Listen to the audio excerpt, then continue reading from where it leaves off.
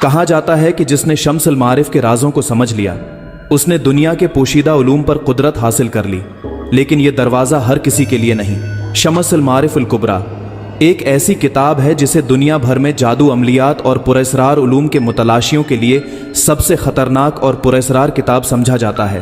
13ویں صدی میں امام احمد بن علی البونی نے اس کتاب کو لکھا، لیکن کہا جاتا ہے کہ یہ کتاب صرف ان کے علم کا حصہ نہیں بلکہ کسی غیبی علم کے ذریعے وجود میں آئی۔ یہ کتاب صرف الفاظ کا مجموعہ نہیں بلکہ ایک ایسا خزانہ ہے جس میں جنات کو قابو کرنے، پوشیدہ مخلوقات سے بات کرنے اور دنیاوی و روحانی طاقتوں کو قابو میں لانے کے طریقے درج ہیں۔ کہا جاتا ہے کہ کتاب میں موجود کچھ نقوش اور جملے ایسے ہیں جنہیں بغیر علم کے پڑھنے والا خطرے میں پڑ سکتا ہے۔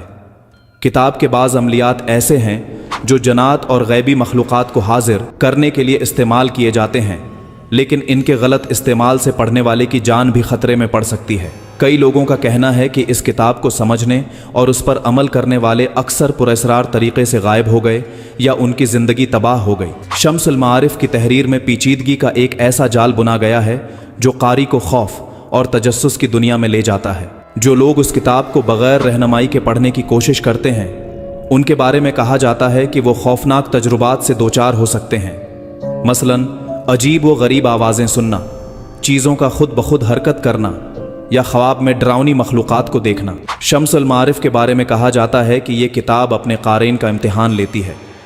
اگر دل میں لالچ، خوف یا بدنیتی ہو تو یہ کتاب مدد کے بجائے تباہی لا سکتی ہے۔ علماء اور ماہرین کا کہنا ہے کہ اس کتاب کو بغیر کسی رہنمائی کے پڑھنا ایک دروازہ کھولنے کے مترادف ہے جو ڈائریکٹ کسی پراسرار اور خوفناک دنیا کی طرف جاتا ہے۔